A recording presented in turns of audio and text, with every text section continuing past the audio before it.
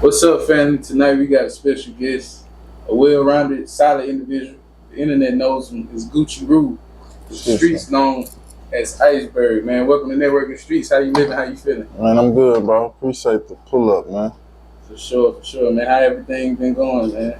Man, it's good, man. I've been in the transition from prison, my bad. My transition from prison, man, I've been gone. For those people that don't know, I've been gone 9 years. And I've been on, this is the 7th month right here, so everything been cool, man. Much anticipated. Yes, freedom. Yes, sir, man. So for those that don't know, man, can you tell them where you were born and raised at? Oh, yeah. I'm from 5th Ward, Houston area. Liberty Road, to be exact. All through Brewster Park, all up and through there. That's my little domain. So what was it like for you growing up in 5th Ward? Did you grow up in a two-parent, a single-parent household? Yeah, it was basic story. A single-parent upbringing. 4 of us, 3 boys and a girl, you know. We grew up in the hood.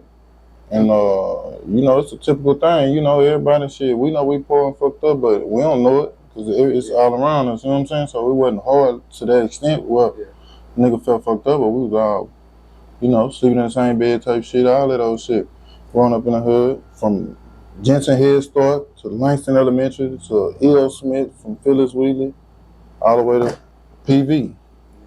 Yeah. So it was just a norm to y'all, like, y'all ain't really realize because everybody basically had the same situation. Yeah, for sure. You know, it's the same shit as the world is a ghetto, you know what I mean? So, you know, we kind of grew immune to what was going on, you know what I'm saying? My uncle was killed by HPDs in the 70s, you know what I'm saying? Like, it's just shit, that everyday shit to us, you know what I'm saying? So a nigga just grow up in a nice household to an extent, but the streets pulled on me. I chose the streets, to be honest. Were you the oldest? Where were you placed, like, as far as, like... I was the oldest. We steps, it's 3 of us, me, Dirty, and Moon. Mm-hmm. Yeah, so, I'm the oldest. I was the big brother. I was the one who jumped out the porch first, and, you know, pretty much my brothers come up under me. How was it being the oldest? Was it very challenging, or it was cool? Y'all didn't really... Was y'all clashing as kids? Or? No. To be honest, I hated it growing up because they always want to follow me around. But as we got older, it was the benefits because, you know, I grown two hard heads with me. So once they come out the house from on Kentucky where we live, ain't nobody their age can mess with them because I'm punching them down. So as we got older, it was benefits. I got 2 on go at all time. You know what I'm saying? In the street. So growing up, I ain't like it, but we was close though. So everybody know it's 3 times. It's super up every time. You know what I'm saying?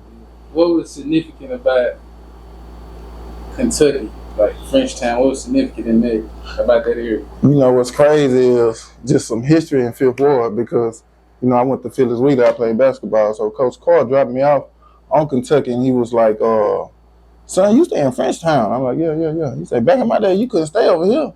You too dark." I'm like, "I ain't dark." Like, yeah. This. So I had to look up and see that it was some kind of hurricane or something way back in the 60s where they migrated from Louisiana and created Frenchtown, where I'm from. And so a lot of my friends and relatives and stuff, they got Creole names. I didn't even know the history, but yeah, so that's where we was born and raised at, right there in Kentucky, 3106. And just basically growing up like Frenchtown / Liberty Road. What did you see growing up, man? Like growing up over there. Man, it's a very distinct block, you know, especially Yeah, because, you know, in the late 80s, early 90s, when I grew up around there, it was the Puerto Ricans really they was Colombians. We was just saying Puerto Ricans, and there was a lot of them that migrated to Frenchtown in that area, so we was crack infested right off the rip. Like, they would live next door, move in, date females. A lot of the young dudes now from 5th Ward, a lot of people don't know they got Colombian last names. That's why. It's like a lot of them from West Street, Liberty Road, Brewster. The Colombians came and they migrated in and they had babies with the 5th Ward girls, you know what I'm saying? So a lot of my homeboys, they have Colombian, you know what I'm saying? So right there in Frenchtown, right off the rip, it was just straight cocaine. I couldn't even come across Liberty Road till like the third grade. I never even knew what was on the other side of it. Did you see like Colombians clash with like some of the 5th Ward neighbors? Oh yeah, when they to be real, and I'm a kid coming up under the older heads, but I saw what I saw.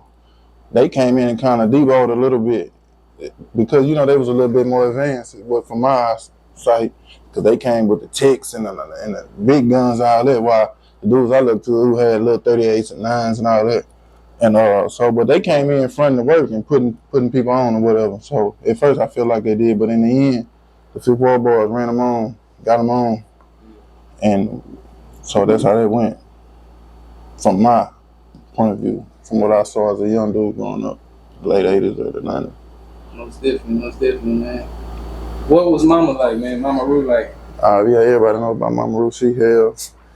She hell, man. That's what I was saying. Like, a lot of people don't know. A lot of people think I'm from Brewster Park because they don't know the story of, like, because I'm from Frenchtown, Liberty Road area, but my mama ran over in that area. So when I jumped out the porch and wanted to do my little dirt and all that, I had to go in Brewster to not worry about her hitting the corner going to the store. So that's what I did. So that's why I was always over there. And to that point, my youngest brother claimed Brewster Park. Same mom and daddy, same household, but he claimed the park, and me and daddy, we claimed the road. But it's all love because we all related. Anyway. Yeah. So we gonna skip to your preteen and teenage years, man. Yeah, that was like the turning point. Like basketball was my thing. You know what I'm saying?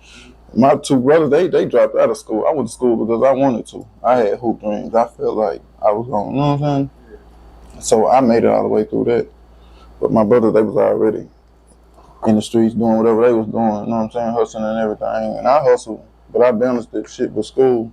Went to college, tried it out, and the last day of college of my freshman year, coming back, I caught a dope case and went to prison. So that was the end of that. Yeah, and that started it off though. And what college was you at? PV. PV? Yeah, Prairie View. And how was PV, man? Like, that was a whole nother world for me, you know what I'm saying? Because mind you, I didn't have to go to school. I chose to go to school, you know. My brothers done been dropped up and all that, so I'm doing this on my own accord, you know what I'm saying, with little support and all that. And but once I got there, man, it was just different. It was just love. And I always tell all the young boys, man, if y'all ever had an opportunity to go to college, please do it, because I ain't gonna lie, that shit that was crazy. It was just an experience, you know what I'm saying? To do and live and be yeah. So I never changed that 1 year of my life. For sure. So, you know, you went to Prairie View or HBCU, man. Like, how was that experience? Like, did you look at life a little different once you left Fifth Ward and went to college, like around people that look like you? Oh, yeah. It was weird because wherever you go, you're going to take Fifth Ward with you. So that was my whole little chip. Like, I'm bringing the ward to a PV, you know what I'm saying? So I had that little chip on my shoulder from the rip. But once I got there, I seen it was just different walks of life. Like, my roommates might be from Oakland, one from Lufkin, one from, you know what I'm saying? So I got to experience some different cultures and stuff, and it just really got me up out the hood and kind of, you know what I'm saying? It really was a good feel once you made it past that first semester, and I passed. I felt good. I come through something. But I still was hustling, selling smoke down there. That was my, you know what I'm saying? So I still had that 1 foot in, 1 foot out till the last day. And did you go to PV off academics or athletics? Athletics. I had a partial. Basketball, yeah, but I didn't do clearinghouse in time, so I had to do red shirt. Mm-hmm. I didn't do clearinghouse. I didn't even know nothing about that. All right, so you didn't do your clearinghouse in time. You was red shirted. Yeah. Do you feel like that gave you more time to do what you? Nah, I mean, yeah, the shit show, because I would have definitely had less time, but that was already my initial thing going. I was going to college to hustle too. Yeah. Yeah, because after the first semester, I had owed some fees that I hustled up on the block and paid them myself. Then I started at the second half or whatever. So, yeah, I was already turned out to the hustle because from like the 8th grade, I've been selling rocks on the corner, sneaking and selling rocks. Yeah. So we gonna go back a little bit. So you was talking about PB, but we're gonna go back to when you was around 13, 14. That's around the age when you started hustling? Yeah. 8th grade summer. She had some shoes, feet started growing real big. Yeah. Mama can't get them hoes no more like she used to. What I didn't know was that my uncle had went to prison. That's why shit froze up, but at the time you don't know, like, you know what I'm saying? We went to getting shit and to not, but he went to prison or whatever. But so she stuffed toes sticking out the motherfucking shoes. Shit, hell yeah, I could have. Got me a 50 pack. Went on Brewster and shit. It was a wrap since then. Yeah, since the 8th grade summer. Was there any hustlers, man, like you admired or respected or looked up to more growing up that you can name? For shit show. Yeah, my shit. If it was, I ain't gonna lie, we the heart of the city as far as hustling and putting it down, ain't taking away from no other neighborhoods, 3rd Ward, 4th Ward, South Park, everywhere, man. But we the heart, man, because a lot of shit got started out here. From the jugging, which is what I ended up migrating and getting on for. Yeah, that shit initiated. And nobody can't take nothing else. 5th Ward, we initiated, we have started it. And what's fucked up is my era is the one who gave the game up because it's been going on. The old school players, Two Shoes and whatnot, and all of them who been doing it and keeping it a secret. We got up on the gram and exposed it and capping and exposed the game. But hell yeah, we got shit from J Prince on down. You already know. Like I'm from the road, so you know I come up with up on the OB, Stack, all them guys I looked up to. So yeah, for sure. So when you think of OB, man, what can you say? Like, what's the first thing that come to mind of OB? To be truthful and real, books. That's all I know them for. Like as a kid, coming around running to the store for them. You know, we gonna see everything, stumble up in there and see 20 and 30 books like just out on guard on me. You know what I'm saying? Yeah. But it's nothing we used to at the same time. We just being nosy. But yeah, when you first say his name, that's what I know him for. For the hustle, he the first one I seen with the Rollie and that I knew personally. You know what I'm saying? We know Jay. You know what I'm saying? But I ain't running with Jay. I'm way younger than him. You know what I'm saying? Yeah. But this somebody who I was up under and seeing the Rollies, the presidentials, all that shit, exposed that shit to us. Yeah. I remember we was at Chocolate Time. Be legit. Check my nigga shit out. And was like, yeah, gave me cars. Like niggas from out of town. Yeah. So the hustle basically. Yeah, OB. That's what. Would you say OB was one of the people that influenced you to like ride Slab? Not so much. I got the Slab shit from Stack. Stack? Yeah, Stack had a Slab in E.O. Smith Middle School. Man. A complete Slab. I'm talking about that's like you 13, 14 years old, like literally. This nigga was 13, 14 years old. I'm talking about bumper, kid, fifth, complete trunk, insides, the whole shit. So yeah, the Slab shit, to ride green, where the green line initiated, DD, it was from them niggas on that side. So that means he was like Ryan E.O. Smith just. He was at E.O. Smith in 8th grade on fours, on wheels, on me. Man, that shit crazy. Big Neil did it too. Big Neil, that's another two niggas. That was crazy. But this in the late 80s, early 90s, the crack era. Them niggas, you know what I'm saying? I wasn't even hustling yet. Yeah. So we gonna go back to when you was around like 14 or 15, man. Like, when did you know like you could just keep this on? Like, damn, I'm a hustler. Like, man, you know what's crazy is because that wasn't initially my shit to be in the streets or be a hustler. None of that shit. I had hoop dream, but my thing was these niggas was doing all these shit, and to me, I'm like, I'm stiffer than these niggas. I'm better than these niggas. I'm smarter than these niggas, and these niggas is doing this shit. Why I can't? I'm finna do it. So that's really what jumped me out in the streets. Period. Just on some shit like that. But besides from being fucked up, the initial reason, yeah, for shit show. But that's when I knew that, yeah, I would build different. If you remember, what was the most money you probably seen in one day, like as a teenager? Oh, as a teenager, back then, I wasn't seeing no motherfucking money. I'd be lying if I said I was. I'ma always keep it a buck. A nigga wasn't doing nothing but hustling for clothes and shoes, nigga. Yeah. I was best dressed at Wheeler.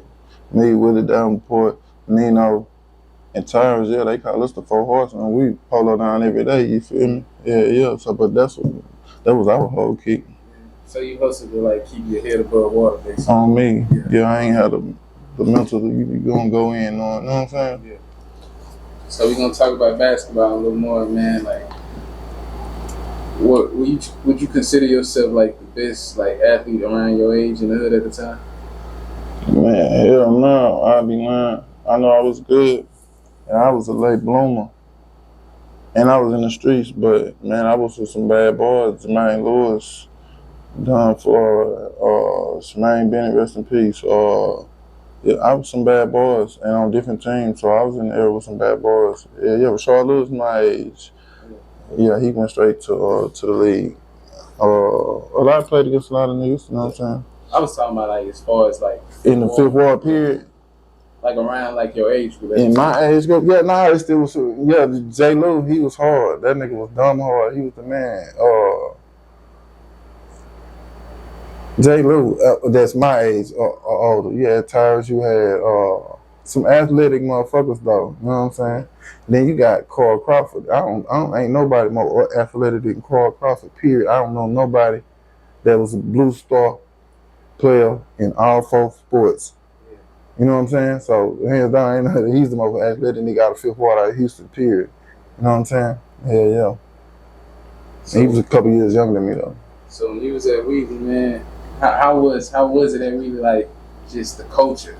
Man, like I ain't gonna lie. Yates and Cash. Man, Wheatley, we the most winningest school in the state of Texas. Dunbar second. We got the most. This is just in the history, culture. Phyllis Wheatley, and man, just to be a part of that, to make Wheatley team, nigga. I'm talking about the last person, number 14 on the roster. He go start somewhere else. We're gonna have 15, 16 bad motherfuckers running in prison all day. So you know what I'm saying? When you ask me that question, it's hard to say, but that whole culture, man, we run downtown, cars blowing, they know about that Wheeler. That's some Wheeler boys, like, you know what I'm saying? They watching, ain't no cheating, you know what I'm saying? But so the culture of Fifth Ward, and it's crazy, I don't be wanting to expound on it, but I should, because it's young kids today that don't know this. They don't know the history, man. They don't know about Jackie Carr. Bad man, the most winningest coach, man. Him and Robert Hughes from Fort Worth Dunbar, them the two baddest in Texas, man. Because it seems like a lot of the Fifth Ward babies or babies of Fifth Ward natives, they sending their kids to like, you know, the North Shores or Summer Creek. Right. And we can really build a powerhouse, you know. Yeah, that's a whole nother story in itself with the gentrification in the neighborhoods and all that shit. But that's a whole nother topic. But for shit show, yeah. Yeah, man. So we gonna go back to the PB incident. So once you got caught up in that, that's when everything took a turn, right? Yeah, that's when I just knew I was just full-fledged in the street. All the other shit was over with. So this was my first time putting my full attention on straight hustling. So I went to prison for 2 years, and then I got out, and it was over from there. As far as legitimate square life, that was over. Yeah. How did Mama Roo react to that situation? Man, sad to say that Mama Roo was just so proud of just what I accomplished. So, you know, our goals was never high. You know what I'm saying? Because I'm the first male to graduate from high school in my family. You know what I'm saying? That's not good. You know what I'm saying? So I went to college. So that was to stop right there was like, oh, you feel what I'm saying? So my mom was just raising 3 bad motherfuckers. You know what I'm saying? And she just took it on the chin. You know what I'm saying? She just down with her boys. I ain't gonna lie. Yeah. So speaking of, you know, your 2 brothers, man, what was the difference between y'all 3, man? Cause you explained like, you know, you. Yeah, we all got 3. We 3 different personalities. You know, we got the same mom and dad or whatever, but I would be the more player one as far as, you know what I'm saying, laid back, chilling, and I'm with the goofy shit. But we all with the shit. That don't even go. But Daddy, he's cool, but he's the high-head temper one. He with the shit like extra easy, like, you know what I'm saying? And Moon, he a little bull. I don't even know how to explain him. He with whatever. The baby brother, Slab white. Yeah, it's always gonna be like that. He had it hard. Hell yeah. Yeah. So when you got sentenced to, you know, when you got your sentence and did your 2 years, where were you located? I think that was way back in.